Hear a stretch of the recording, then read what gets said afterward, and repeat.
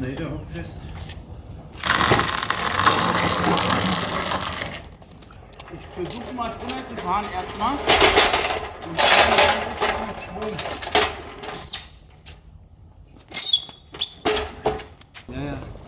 Aber das bricht, das brauchen wir nicht. Wir Nee, müssen jetzt nee. noch mit Schwung da. Ja, wobei, wir können es hier am Boden legen. Ja, Genau, super. das habe ich auch gemeint. Ja, stimmt. Das super. So, ich pumpe den jetzt mal so hoch wie es geht, deswegen muss der drüber, weil der kippt, bis sie nach da drüben gut festgehalten werden. Und so und mitgeschoben werden gleich. Ja. Immer nach Pumpe, gell? Ja, ich bin noch am Pumpen. Ich mache noch Frühsport. So. Und jetzt? 1, 2, 3. Aber ach so. Ich dachte, wir holen mal ein bisschen Schwung. Nee. In die andere Richtung. Ja. Jetzt hat er verloren.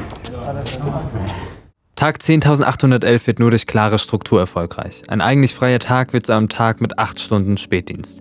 Also müssen der Besuch bei Oma und die komplette YouTube-Routine davor oder danach stattfinden. Der Plan sieht so aus: 6:15 Uhr aufstehen, 15 Minuten im Bad, 6:30 Uhr bis 8:30 Uhr YouTube. Heißt Video veröffentlichen, Text schreiben und Voice-Over fürs nächste aufnehmen und vorher die Videodateien importieren. 8:30 Uhr bis 9 Uhr Fahrt nach Wiesbaden, 9 Uhr bis 12 Uhr Besuch bei Oma inklusive Gärtnertermin auf dem Friedhof. 12 bis 12:15 Uhr Mittagsschlaf auf Omas Sofa.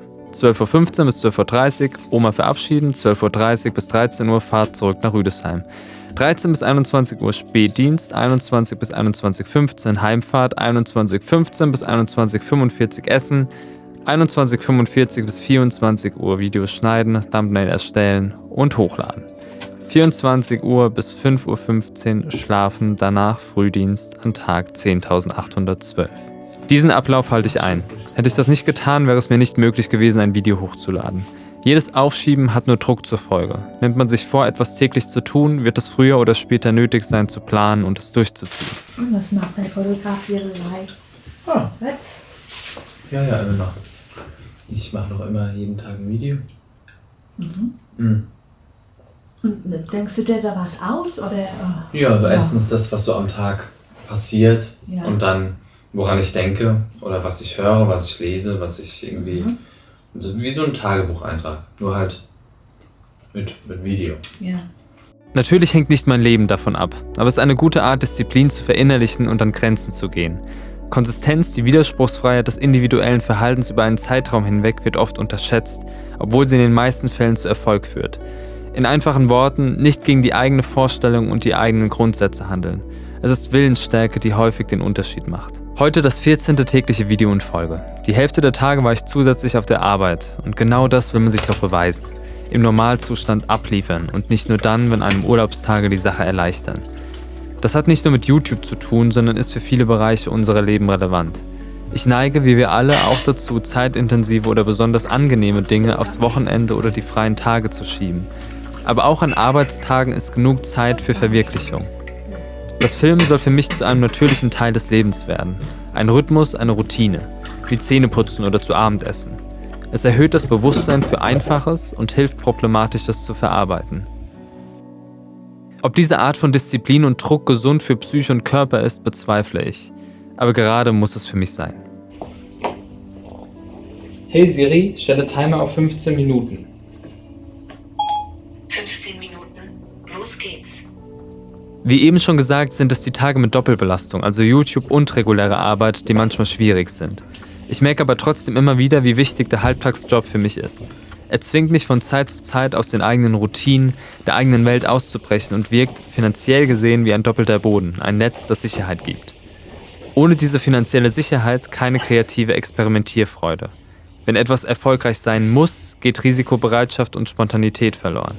Ich merke immer wieder, dass es mir gut tut, nicht darauf angewiesen zu sein, kreativ Geld zu verdienen. Es ermöglicht mir täglich, diese kurzen Filme, die keine große Zielgruppe ansprechen, zu produzieren und mit Menschen zu teilen, die sich vielleicht in der einen oder anderen Situation wiedererkennen. Einfach, weil ich es möchte, weil es mir etwas bedeutet. Mir kommt beim Gedanken an Sicherheitsnetze Alex Honnold in den Sinn. Honnold ist aktuell der vielleicht bekannteste Extremkletterer, der häufig auf eine Gurtsicherung verzichtet. Die Oscar-prämierte Dokumentation Free Solo begleitet ihn bei der Besteigung des El Capitan an der Steilwand im Yosemite National Park. Natürlich Free Solo, ohne Seil und allein. Onold sagte in einem Interview, dass er mit dem Soloklettern begann, weil es für ihn wegen sozialer Ängste anfangs leichter gewesen sei, allein zu klettern. Ein Sponsor von Onold, Cliff Bar & Company, ein Hersteller für Proteinriegel, kündigte 2014 den Vertrag, weil er und andere Kletterer Risiken eingegangen seien, die dem Unternehmen nicht tragbar schienen. In einigen Szenen in Free Solo sind Freunde und Teile des Kamerateams zu sehen, die unter größter Anspannung den Aufstieg ohne Seil verfolgen. Der Gedanke, dass ein einziger Fehler zur Folge haben kann, dass man einen geliebten Menschen in den Tod stürzen sieht, ist fast nicht auszuhalten. Auch für die Produzenten von Free Solo war es ein Risiko, dieses polarisierende Vorhaben zu begleiten. Sicherheitsnetze sind in allen Lebenslagen oft nützlich, weil sie den Kopf frei machen. Für weniger extreme Menschen führt das Eliminieren dieses Schutzes zum gleichen Resultat. Also mit oder ohne doppelten Boden. Wir haben die Wahl. Falls ihr die Dokumentation Free Solo noch nicht gesehen habt, schaut sie an. Ist wirklich inspirierend. Damit verabschiede ich mich. Bis morgen an Tag 10.812. Welcher Tag ist heute für dich und was macht ihn besonders? Schreib's in die Kommentare.